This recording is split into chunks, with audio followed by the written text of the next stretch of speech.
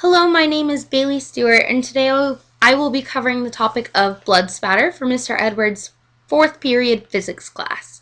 So let's hop right into it.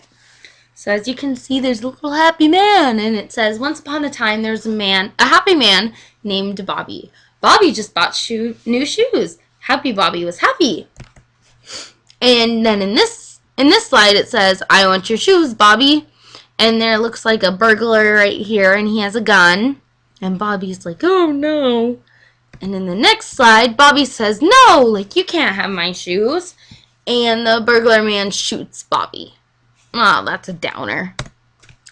And in this one, you can see Bobby where he's laying on the ground, obviously dead.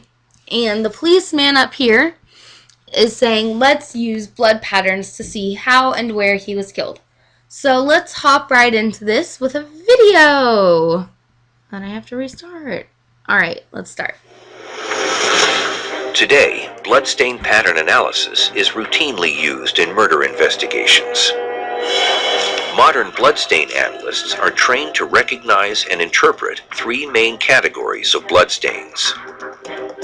Drip stains, or passive stains, occur when the force of gravity pulls drops of blood from any object down onto the floor or surface. They are generally round and fat with no tails. If someone is stabbed in the arm and there's blood that forms on the end of the clothing and forms a drop and falls down, that would be a passive drop of blood. The second category of blood stains are transfer stains.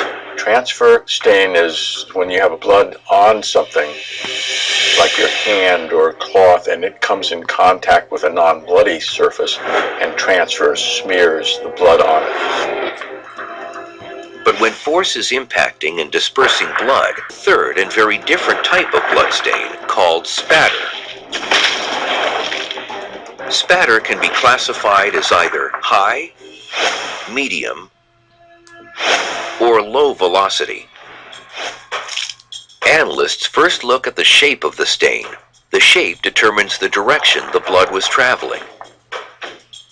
A circular stain means it hit a surface relatively straight on at a 70 to 90 degree angle.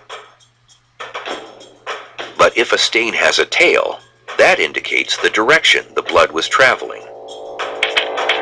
Next, the analyst measures the length and the width of each stain and calculates the angle of impact using simple trigonometry.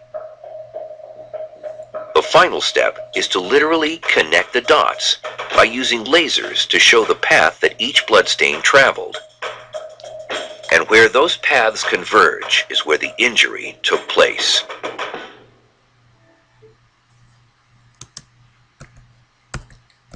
Alright, so that was a great little video. So the first blood stain I'm going to get into is called a transfer blood stain, which they talked about in the video, but I'm just going to go over it one more time. A transfer blood spatter is exactly what it sounds like. It's like when blood from one thing that doesn't have any blood gets onto something that does have blood, and the blood, gets on that. And you can see in these two pictures right here, it looks like a bloody shoe print. So that might have been the assailant who stepped in blood before he left, which then can actually help the police find, the guy, because they can track shoe size nowadays and which direction he might have left. So that's pretty cool. And up here is the bloody hand. I don't know if that's from the victim or the assailant, but, even then they can pull up DNA from that, so that's pretty cool. The next blood type I'm going to get into is called passive. A passive blood spatter is a series of drops formed or created by a gravitational force, and the more distance from where the blood originally happened to where it falls, the larger drop is going to be made. And the last type of blood spatter I'm going to get into is called projected. And this is the blood pattern it would make initially, when the first gunshot or blunt force trauma was made. Next, I'm going to get into the different types of impact spatter, which there are low, medium, and high velocity. Let's start out with low velocity. So low velocity blood spatter has a force of impact around 5 feet per second or less, and the size of the drops can range anywhere from 4 to 8 millimeters. These usually happen after an initial injury is sustained.